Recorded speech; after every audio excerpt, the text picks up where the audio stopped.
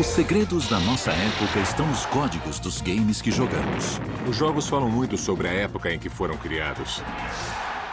Videogames são uma forma de arte expressiva e representativa. Uma forma de arte que nasceu num período de muitos medos. No one can foresee precisely what costs or casualties will be incurred. Não é legal que uma coisa como a tecnologia da Guerra Fria pôde, de uma maneira até contraditória, gerar uma coisa que transformou o bélico em diversão? Os videogames podem nos levar ao futuro de olhos bem abertos. É uma forma de arte muito complexa e poderosa. E o melhor ainda está por vir. O estranho é que tudo isso começou com o apertar de um botão.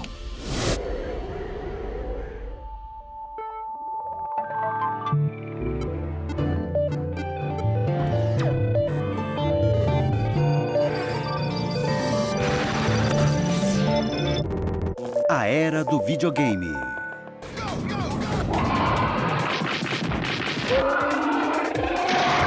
O videogame é o futuro do entretenimento.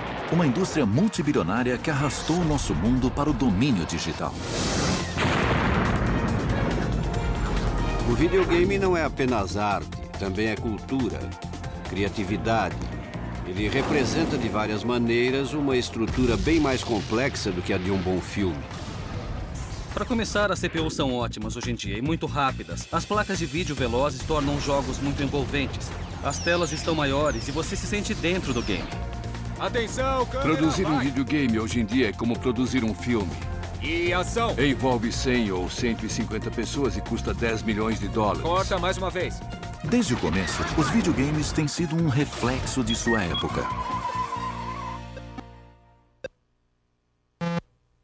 Os videogames, como qualquer forma de entretenimento, permitem que as pessoas tenham uma perspectiva sobre a sua existência, sobre a existência humana. É isso que os livros, os filmes e, de uma certa maneira, a música faz.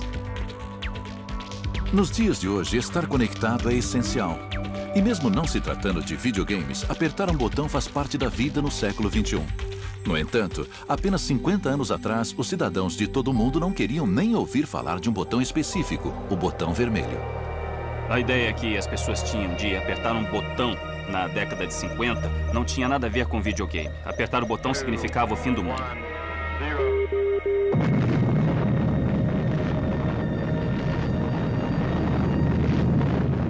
Eu morava perto de uma base aérea chamada Hill Air Force Base. A gente achava que era um dos grandes alvos. A gente sentia muito medo na Rússia. Havia até um curso especial nas escolas e depois nas faculdades que ensinava técnicas de defesa civil e como agir em caso de algum tipo de ataque de destruição em massa. The Cold War is becoming evident. With about 5 million Red Army troops and 2 million internal security. Os países viviam sob a ameaça da Guerra Fria. No início, a tecnologia da informática surgiu como expressão do medo coletivo. No one can foresee precisely what course it will take, or what costs or casualties will be incurred. A Guerra Fria era um permanente estado de conflito diplomático entre o mundo comunista e o mundo capitalista. Chamava-se Guerra Fria porque, na verdade, nunca resultou em conflito armado. President Kennedy ordered a blockade of Cuba and demanded that Russia remove this threat to peace. A Guerra Fria se tratava de opor uma simulação contra a outra, e os jogos usavam a tecnologia da simulação. Ela é usada para imitar o mundo real e prever os resultados. Até certo ponto, era isso que acontecia em Washington e Moscou. Era uma versão global do jogo de batalha naval. To protect the future of America, the defense techniques of tomorrow had to be discovered now. A Guerra Fria não passou de uma simulação, porque a guerra não se concretizou. Só havia a possibilidade de batalhas no futuro, além do medo da guerra e de suas consequências. Estas simulações virtuais e os primeiros computadores da Guerra Fria refletiam os temores, mas não traziam o alívio.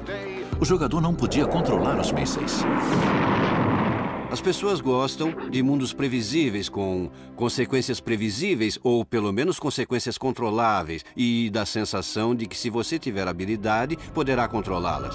Isso traz satisfação, O mundo em geral é bastante incontrolável e, algumas vezes, até ameaçador. O primeiro jogo de computador logo surgiria com a tecnologia da Guerra Fria. E o mundo, simulado ou real, nunca mais seria o mesmo.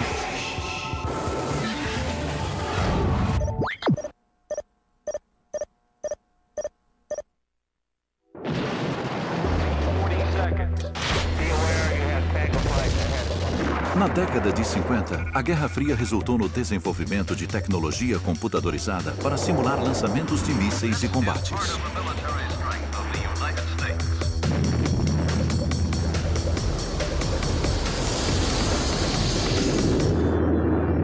Enquanto os preparativos para a guerra se intensificavam, um jovem físico que trabalhava em um laboratório nuclear mudou para sempre a visão que o mundo tinha do botão. Em 1958, William Willie Higginbotham, que havia trabalhado na primeira bomba atômica, transformou duas linhas rudimentares e uma bola na primeira experiência interativa de entretenimento em computador, o tênis para dois. Todo fim de semana, as pessoas competiam para ver quem inventava a coisa mais legal. E o Willie Higginbotham teve a ideia de transformar o osciloscópio em um jogo de tênis. Era a expressão de uma certa energia rebelde adolescente trabalhando em paralelo com projetos militares. Era um equipamento muito caro na época e foi transformado em um jogo. De repente, os computadores ganharam uma utilização que ia além dos cálculos militares. Mas conforme a guerra evoluía, também evoluíam os jogos e os jogadores. Laika, first space traveler was ready for the takeoff. And here it is. Eu lembro do burburinho gerado pelos cachorros que foram para o espaço. Eu até me lembro dos nomes, sabia? Belga, Strelka, alguma coisa assim. Shortly after Laika's flight, the Russian Man in Space program began. The same centrifuge that tested Laika was now adapted for human experiments. Com certeza, o voo de Gagarin foi um grande evento em 1961. Major Yuri Alexeyevich Gagarin was launched into orbit around the Earth. Yuri Gagarin deu o primeiro passo para a conquista do espaço pela União Soviética. Mas os norte-americanos estavam bem perto. We choose to go to the moon in this decade and do the other things. Not because they are easy, but because they are hard. A Guerra Fria se transformou em corrida espacial e influenciou profundamente Steve Russell, um programador do MIT que levou o videogame para um novo domínio, criando sua própria guerra espacial. A corrida espacial estava nos noticiários e, lógico, naves espaciais decolando e explodindo era uma coisa difícil de não se notar.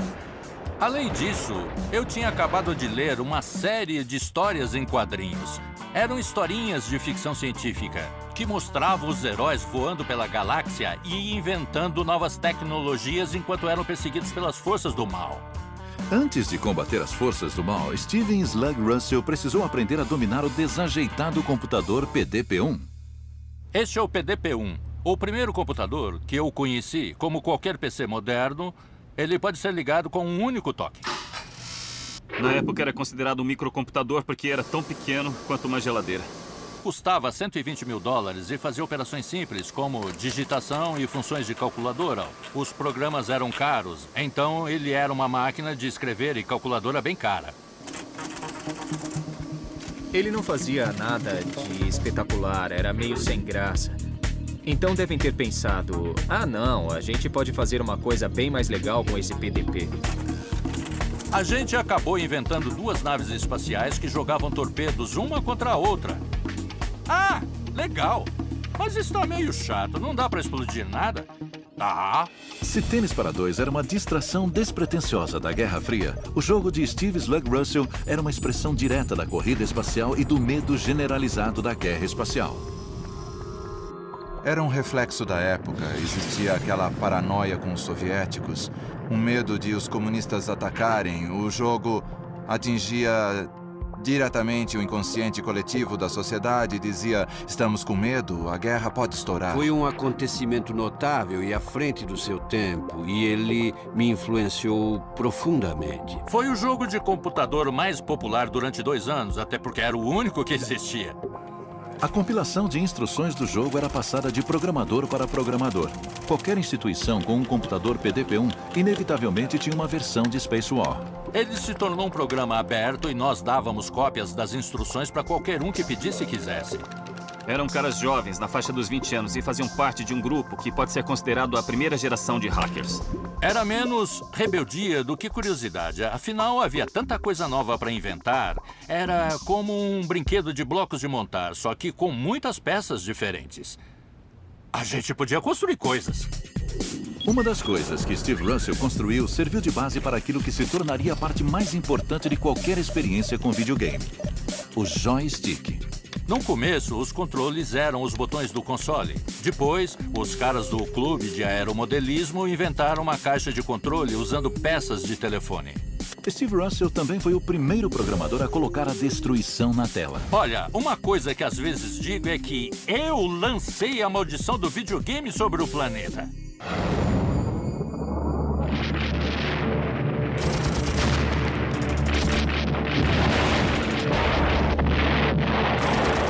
Com os conflitos da Guerra Fria na Coreia, em Berlim e no Vietnã, a década de 60 ameaçou levar o mundo ao caos. E a televisão estava presente para documentar os lances do combate. Mas não havia como interferir no que acontecia na tela. A televisão nos mostrou cenas de completo desespero. A TV havia se tornado a visão do napalm e das criancinhas vietnamitas correndo das bombas. A televisão virou uma máquina da dor. E uma máquina da dor que não permitia nenhum tipo de interferência. Many U.S. colleges see the Nixon move as a red flag. They've been demanding that the U.S. get out of Southeast Asia. Naquela época, na década de 70, a televisão era uma mídia muito passiva e fria. And Nixon seems now to be digging in. It's like putting a match to a giant fuse, zigzagging across the nation. A televisão era uma fonte estática de notícias ruins, que um homem e uma ideia mudariam para sempre. E, de repente, o videogame se transformou numa mídia atraente. Você podia controlar o que estava na tela.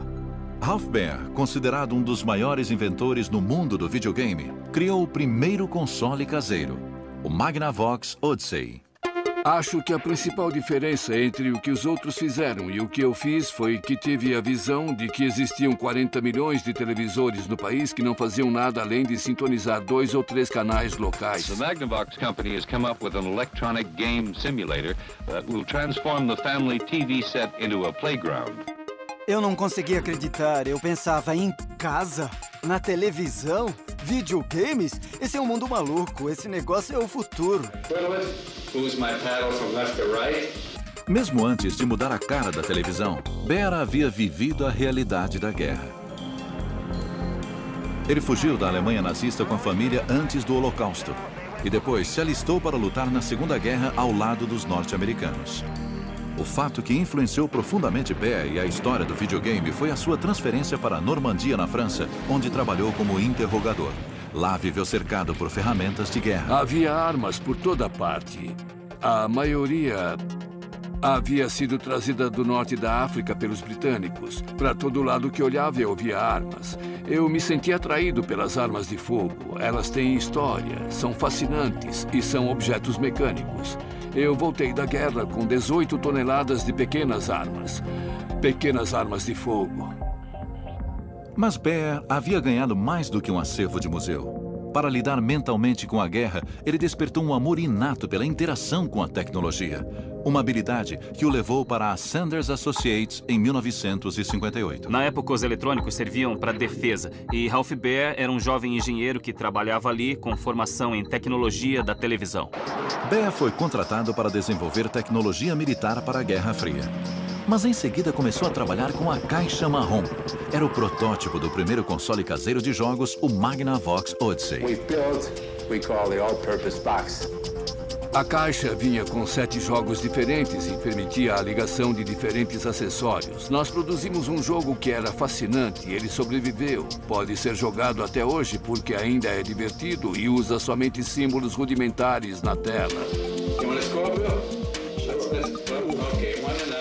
Vamos usar uma estratégia conservadora e ver no que dá. Vou tentar a jogada inglesa. Ups! Droga! Ralph Baer mudou para sempre a maneira como o mundo vê a televisão. E assim como aconteceu com os pioneiros, toda a diversão era financiada por dólares norte-americanos. Quem trabalha em empregos sérios e tecnológicos está sempre em busca de diversão no trabalho. E foi assim que o videogame nasceu. Alguém resolveu brincar com o osciloscópio e acabou inventando o tênis para dois.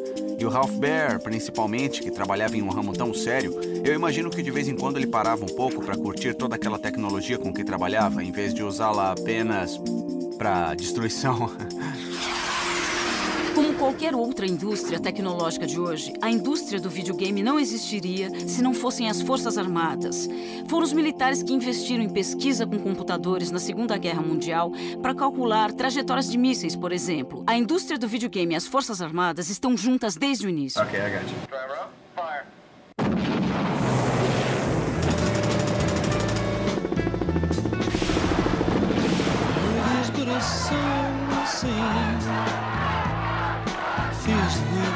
No final dos anos 60 e início dos 70, o movimento da contracultura fez surgir uma nova geração de empreendedores do videogame. Nolan Bushnell, fundador da Atari, foi um dos primeiros. Foi a era de Aquário. Nós queríamos construir uma nova ordem mundial baseada em amor, harmonia e coisas desse tipo. Isso fez parte da ética da Atari no começo. Foi por causa da nossa juventude e também por causa da cultura em voga que era correr o risco. Havia uma conversa de que poderíamos morrer a qualquer momento.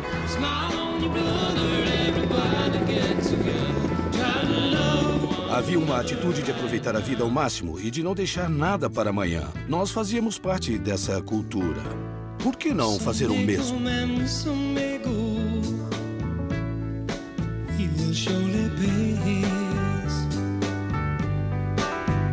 Quando se discute quem foi o criador do videogame, existe muita controvérsia, mas ninguém discute quem criou o negócio do videogame, a indústria do videogame. Foi Nolan Bushnell. Ele foi o primeiro cara a dizer: "Ei, a gente pode ganhar dinheiro com isso." Bushnell incumbiu o antigo colega Al Alcorn de programar o primeiro fliperama eletrônico. Ele me passou um primeiro projeto que era desenvolver um jogo simples de ping-pong com uma bolinha em movimento para marcar pontos e me contou que tinha um contrato com a General Electric. Mas, na verdade, ele não tinha contrato nenhum. Eu queria incentivá-lo. Eu queria que ele não pensasse que aquilo era só um treinamento. O incentivo deu certo e o protótipo do Pong ficou pronto. Quando consegui um jogo que funcionava muito bem, Nolan disse que precisava ter som. Especificou que queria o barulho de uma multidão torcendo. E alguém disse que queria vaias quando o jogador perdesse. Eu não fazia ideia de como conseguir isso. Eu já tinha estourado o orçamento e a máquina já tinha chips demais. Eu comecei a cutucar um fio de amplificador no circuito até descobrir ruídos que pareciam adequados. E conectei os fios neles. Só precisava de meio chip para obter esses sons, e então eu mostrei ao Nolan. Ele terminou em 3 dias. Eu fiquei espantado. Ele era muito competente. A gente mudou só uma coisinha. Dependendo da parte da raquete que batia na bola, o ângulo mudava. E de repente um jogo meio chato se transformou em um jogo pra lá de divertido. Aquela pequena alteração foi uma mudança da água pro vinho. A Atari lançou o Pong no mercado mundial em 1972. Assim nascia a indústria do videogame. Pong foi o começo de tudo. Pong foi o primeiro videogame que as pessoas podiam jogar fora de um laboratório científico. Eu escrevi as primeiras instruções para o Pong, que eram: o primeiro passo, inserir a moeda. Segundo passo, a bola é sacada automaticamente. Terceiro passo, não deixe a bola escapar para fazer pontos. Era só isso, muito fácil de jogar. O pessoal da minha época se lembra da primeira vez que jogou Pong, da mesma forma que as pessoas se lembram do assassinato de Kennedy, porque tínhamos o poder do pixel. Don't watch television tonight. Play it. Foi criado em um pub em Liverpool, na Inglaterra, e o meu pai, um belo dia, apareceu com um móvel bem grande que 2 caras estavam carregando para dentro do bar. Era desse tamanho. Claro que era o Pong, o ancestral de todo videogame. Outra coisa estranha do Pong é que era um jogo para 2 pessoas. Precisava de 2 jogadores. Não dava para brincar sozinho. Pong era um tipo de competição parecido com pedra, papel e tesoura. Era um jeito diferente de competir, de derrotar alguém e de provar que você era o maioral. Foi bem no início do movimento de liberação feminina. Women and all the minorities, that all of us must stand up together and say no more. Maybe the men aren't ready for it, but the revolution is on. The women of America are marching, more of them in the East than anywhere Era else. aceitável que as mulheres recém-liberadas entrassem em um bar e dissessem: quer jogar Pong? Eu pago. As mulheres têm uma coordenação dos músculos pequenos melhor do que a dos homens. Por isso, as mulheres jogavam Pong, em geral, melhor do que os homens. Foi a primeira vez, em muitos casos, que numa situação de igualdade, uma mulher podia vencer um cara. Para falar a verdade, as mulheres passaram a poder frequentar bares e ganhar dinheiro. Eu acho que o Pong surgiu numa época em que os Estados Unidos estavam passando por um momento histórico meio grave. Havia o Vietnã, o movimento pelos direitos civis e outras coisas. A década de 70 hoje parece muito mais frívola do que a de 60, que foi um período muito intenso. Mas eu não acho que os videogames tenham criado essa sensação de frivolidade. Acho que isso foi apenas o sintoma de uma tendência que as pessoas tinham de se recolher mais em casa e de convidar os amigos. Todo mundo estava meio sério e preocupado. Acho que essa é uma análise mais justa da época. Mesmo que tudo no mundo fosse perfeito, ainda haveria necessidade de diversão. O jogo faz parte da natureza dos mamíferos de todas as espécies. Cachorrinhos brincam, macacos brincam, seres humanos brincam em todas as partes do planeta. A gente brinca junto com os outros. Higginbottom, Russell, Bear, Bushnell, estes pioneiros, conscientemente ou não, canalizaram os nossos medos coletivos para suas criações virtuais. Era evidente que o mundo era maçante e o videogame se tornou a perfeita arma de distração em massa no mundo inteiro.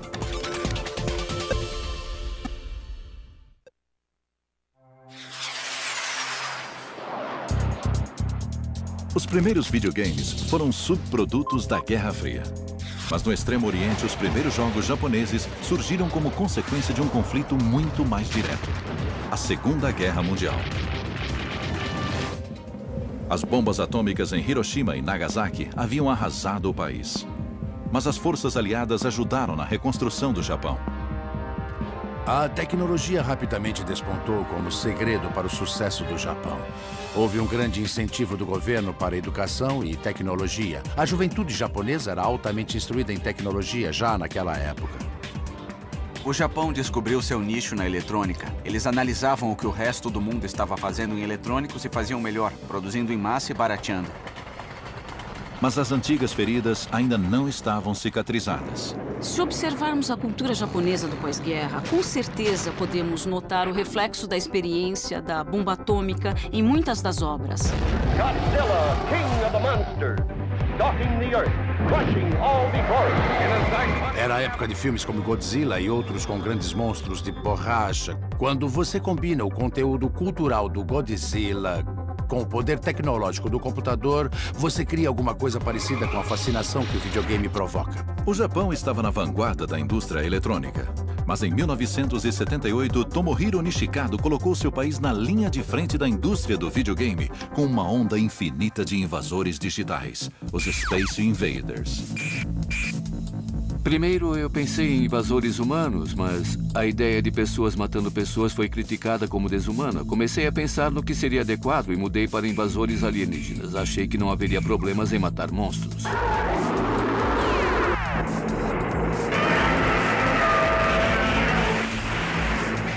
Eu acho que quando você olha para os Space Invaders, não é absurdo comparar os alienígenas que caem do céu com aviões sobrevoando o Japão. Claramente são armas de destruição em massa que estão vindo do céu. O que eu acho interessante no Space Invaders é que ele foi um dos primeiros jogos que mexeram com a fantasia. Quando você joga, tem a sensação de que sua área está sendo invadida e pensa, estes caras estão invadindo e estou na linha de frente para proteger a humanidade. Space Invaders mexeu com a mente dos japoneses. Milhões de adolescentes brincaram com o jogo e provocaram uma escassez de moedas de 100 ienes no Japão. O jogo foi um estouro e de um jeito que só poderia acontecer no Japão.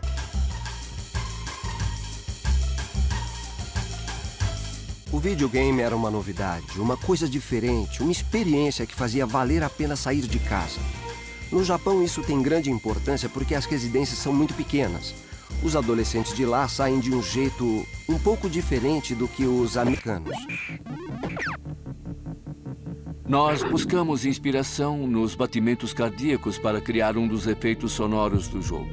O tom grave da reverberação quando os invasores se aproximavam. Hoje em dia é possível criar sons melhores, mas naquela época, quando as técnicas e os aparelhos eram limitados, era o melhor que podíamos fazer, mas acho que chegamos bem perto. Para pensar o que o jogo Space Invaders fez do ponto de vista de música e sons, eram só 4 notas e eram assim... Tan, tan, tan, tan, tan, tan, tan, tan. E o interessante é que eles mexeram com o ritmo. Ele ficava mais rápido quando os invasores se aproximavam e continuava acelerando. A música ficava cada vez mais rápida e dava uma certa sensação de pânico enquanto você estava jogando. Era incrível. Para faturar com a nova mania, os lojistas esgotaram a mercadoria e instalaram fliperamas do Space Invaders de um dia para o outro. Mas os invasores do espaço apontaram um conflito de gerações na cultura japonesa. Muitas mães proibiram os filhos de brincarem com o jogo. Surgiu um problema social porque alguns jovens roubavam dinheiro ou falsificavam moedas para poderem usar os fliperamas. Foi considerado um problema sério na educação das crianças. Eu acho que no caso do Space Invaders, o que aconteceu foi que a tecnologia pela primeira vez criou um grande abismo entre as gerações. Enfim, a geração dos mais velhos achava que estava atualizada porque entendia o que acontecia com a indústria automobilística e com a televisão, mas ficou para trás porque não entendia como um jogo tão bobo era tão popular. All across the country, kids are being swept away by video games. They watch the dancing. Nos Estados Unidos foram criadas várias leis proibindo um certo número de jovens de se agruparem numa loja de diversões eletrônicas ao mesmo tempo. Surgiu uma nova cultura. Além disso, uma coisa que era meio triste nesse tipo de jogo é que eles sempre terminavam com a derrota do jogador. Ninguém havia pensado sobre isso na época, mas eu fico pensando se isso não era um reflexo da paranoia da Guerra Fria, porque, no final das contas, a guerra era um jogo de derrota. Você sempre acaba perdendo. O jogo Space Invaders era a expressão digital de uma época sombria. Mas como o Japão sempre teve uma queda por personagens fofos e bonitinhos, surgiu o Pac-Man.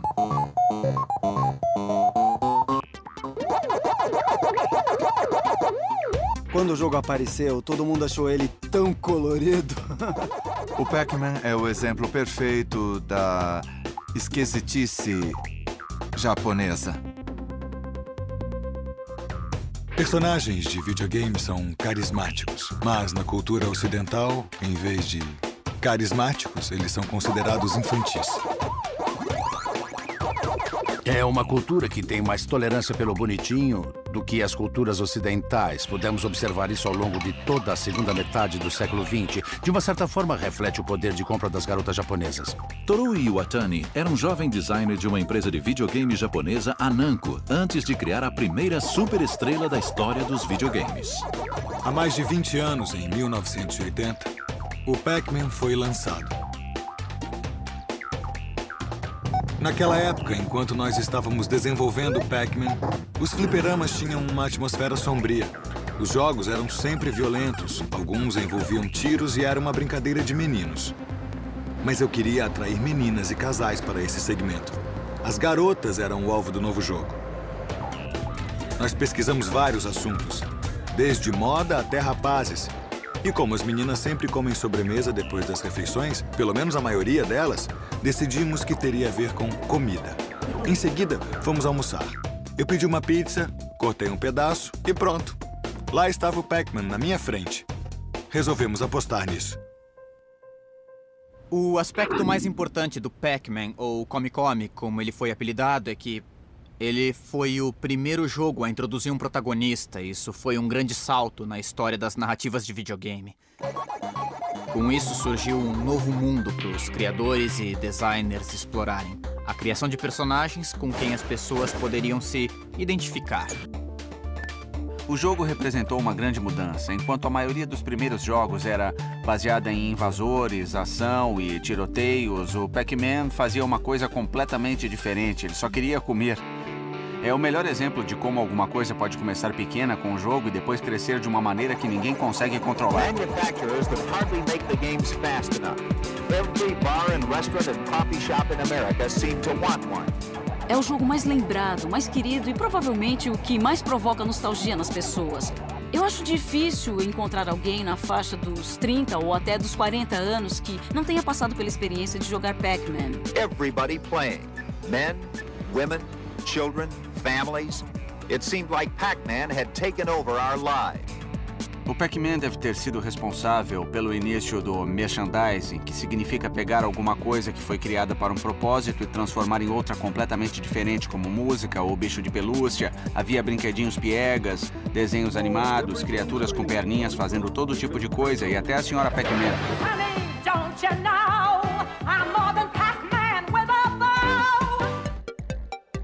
O Pac-Man foi adorado e bem aceito durante muitos anos. E as vendas nunca caíram. Já se passaram mais de 25 anos e o Pac-Man continua aí. Está durando um tempo incrivelmente longo.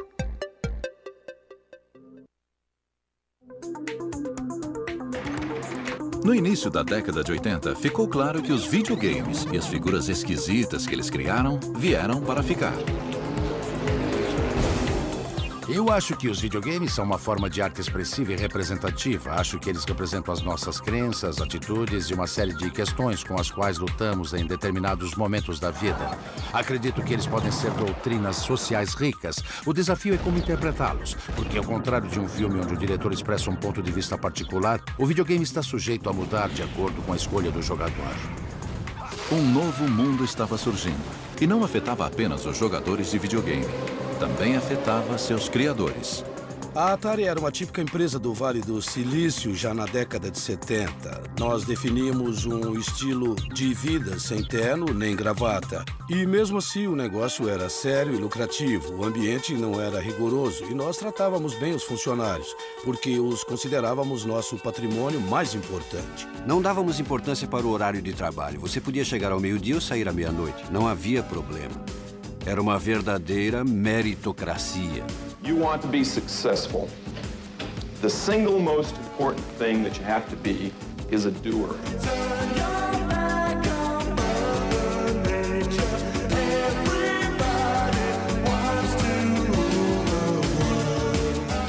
Mas também era uma época de muito dinheiro e negócios. E a Atari entrou no jogo quando Bushnell vendeu a empresa para Warner Communications. A decisão de vender foi resultado do cansaço acima de tudo. No começo parecia lua de mel, mas com o andar da carruagem, eles começaram a estranhar o nosso estilo maluco de gerência, as nossas festas e a forma como nos divertíamos trabalhando. Mesmo com a nova gerência, o grupo de especialistas da Atari continuou a desenvolver tecnologia e começou a trabalhar em seu primeiro console caseiro, o Atari VCS. Quando desenvolvemos o Pong, criamos um chip integrado, um chip que só servia para jogar Pong. Para desenvolver outro jogo, tínhamos que desenvolver um chip inteiramente novo. Cada vez que desenvolvíamos um chip, eram necessários 9 meses de trabalho de engenharia. Então pedimos para o nosso grupo de pesquisadores de Grass Valley criar em 3 meses o protótipo daquilo que se tornou o VCS. O VCS foi rebatizado de Atari 2600. Depois de negociar os direitos do Space Invaders com a Taito em 1980, o brinquedo foi o presente de Natal mais cobiçado pelas crianças. O Atari levou o fliperama para dentro de casa. Ganhei um no Natal. Joguei durante tanto tempo que a namorada do meu pai veio me dizer que já haviam se passado 2 dias e que eu precisava tomar banho. A Atari faturou $100 milhões com cada um de seus cartuchos. Mas o novo ambiente corporativo da empresa estava destruindo aos poucos os alicerces artísticos que lhe davam sustentação. É interessante o fato de ter surgido uma certa raiva entre a gerência da Atari, principalmente depois que ela foi comprada pela Warner, e os programadores. Como recebiam salários de até $20 mil por ano para desenvolverem os jogos, que se tornavam cada vez mais lucrativos, os criadores começaram a questionar por que não levavam o mérito. Eles tinham medo de fortalecer as pessoas. Eu acredito que as pessoas merecem ser valorizadas no ambiente de trabalho. Aquele tipo de hierarquia que surgiu era justamente o que havíamos tentado evitar inicialmente dentro da Atari. Bom, pouco tempo depois, 4 caras saíram, montaram uma empresa chamada Activision e começaram a vender os seus próprios cartuchos que eram ótimos. Esse foi o fim do monopólio da Atari.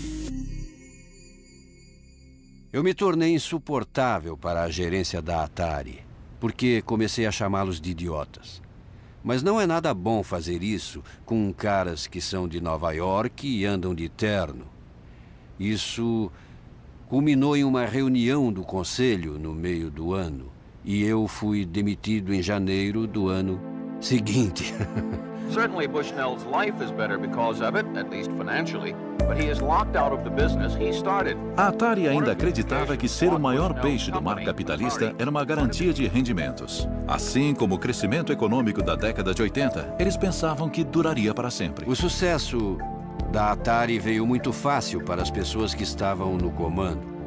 Eles não perceberam que era preciso tomar cuidado e acharam que não precisavam se esforçar muito. O Atari perdeu a graça. Quando você reduz a criatividade a uma mera estratégia de marketing, a coisa fica perigosa, porque as pessoas enjoam.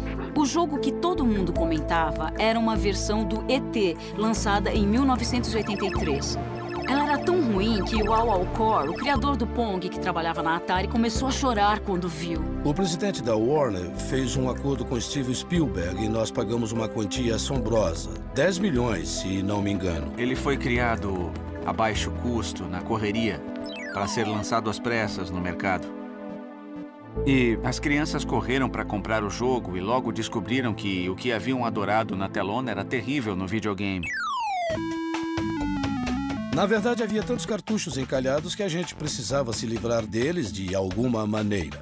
Eles foram jogados em um aterro sanitário, mas a notícia se espalhou e então a Atari mandou cobrir o aterro com cimento para dar um sumiço neles, com a desculpa de que eram cartuchos defeituosos. O único defeito era que eles não vendiam. Pois é, a coisa ficou feia perto do fim. Sales of Atari video games dropped off sharply. Em 1983 foi o ano do grande desastre. No final da década de 70, quando você conversava com as pessoas que fabricavam games, elas diziam que nesse ramo era só tirar um jogo novo para cima e esperar o dinheiro cair de volta. Então o que aconteceu foi que todo mundo tentou entrar no mercado. Eram muitos concorrentes.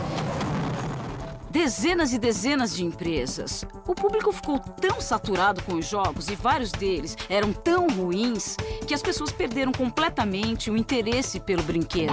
No matter how great the graphics sounds are, still there's something a little bit boring right now about shooting a Martian or something. The big crash. Not since 1929 has an industry fallen so far, so fast. The victim of oversaturation. No final, a baixa qualidade dos cartuchos para o Atari 2600 e o surgimento de jogos para computadores pessoais foram demais. A indústria do videogame havia se estabelecido como um negócio legítimo. E como qualquer negócio, tinha momentos bons e ruins. Tornar-se obsoleto era só uma questão de tempo. Foi o que aconteceu com a Atari, uma morte repentina e dolorosa. Mas eu já sabia. Ela já estava morta para mim em 1981, mas foi em 1983 que realmente acabou acontecendo. Burrice. Eu ganhei mais dinheiro vendendo as ações da Warner, porque previu o que aconteceria, do que ganhei com a venda da Atari. Não, isso é mentira. Mas eu me dei muito bem, vendendo as ações de qualquer forma. O jogo foi reiniciado e as portas estavam abertas para qualquer um que tivesse interesse por videogames e cabeça de programador. A aventura estava começando.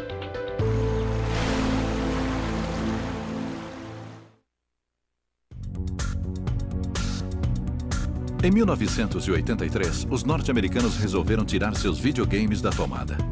Mas do outro lado do globo político no regime comunista da antiga União Soviética, Alexei Pajitnov juntou as peças para criar um dos jogos mais viciadores de toda a história do videogame: o Tetris.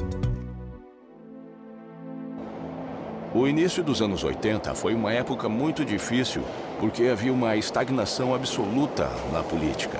O moral andava muito sombrio, não tínhamos mais esperança. E também não havia muita diversão. Sempre havia algum filme ou peça de teatro, mas de uma forma geral, a vida não era pensada para o entretenimento.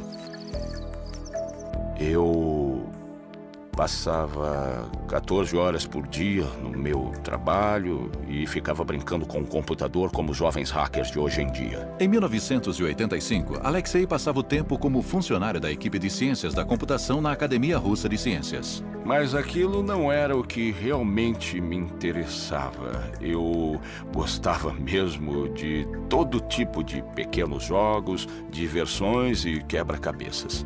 Ele concebeu uma ideia que era de um caráter puramente matemático, de pensar em todas as diferentes maneiras de configurar e juntar um conjunto de blocos e depois encaixá-los num quebra-cabeça que não fosse bidimensional, mas com peças caindo em movimento.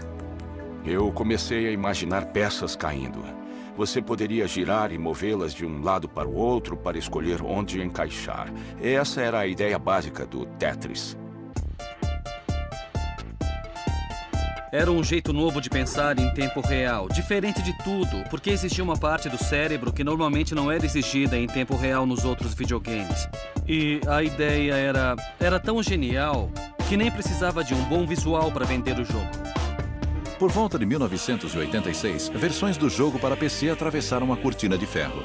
Mas Alexei havia assinado um contrato cedendo os direitos do jogo por 10 anos. Aproveitando o vácuo da Atari, a União Soviética vendeu o game no mundo inteiro e faturou milhões com a invenção de Alexei. Isso acontecia com tudo. As pessoas não tinham direitos sobre aquilo que produziam ou faziam. Tudo era tirado delas. Eu não queria brigar pelos meus direitos. Eu preferia ver o jogo ganhar o mundo. Play Tetris, my friends.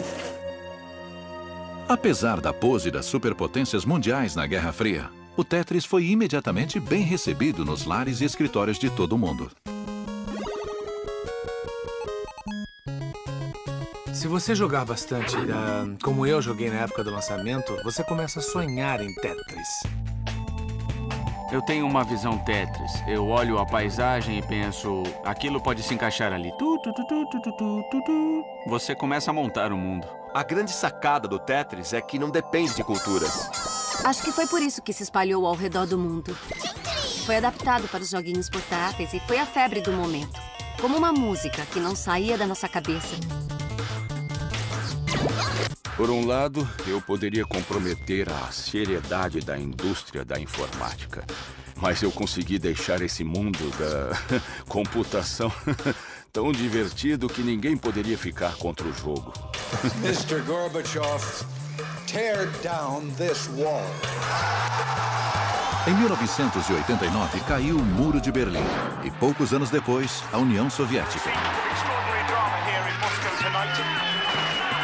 O conflito da Guerra Fria que havia lançado os videogames estava terminado.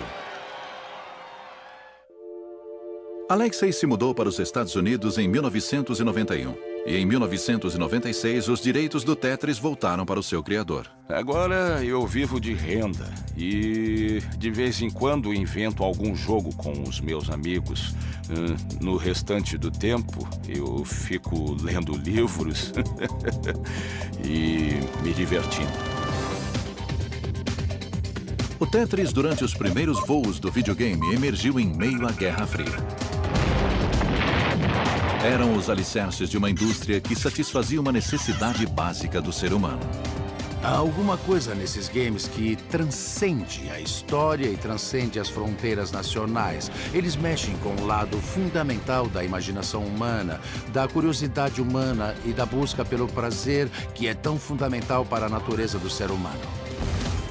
A tecnologia muda drasticamente, mas o intelecto humano continua o mesmo. Por isso, uma coisa que fascinava há 30 anos ainda vai despertar interesse. E os melhores jogos vão sobreviver para sempre. Com o fim da era de ouro dos videogames, um novo ciclo estava prestes a ser iniciado. Impulsionada por um encanador gordinho, esta indústria daria um passo à frente. Versão brasileira Vox Mundi.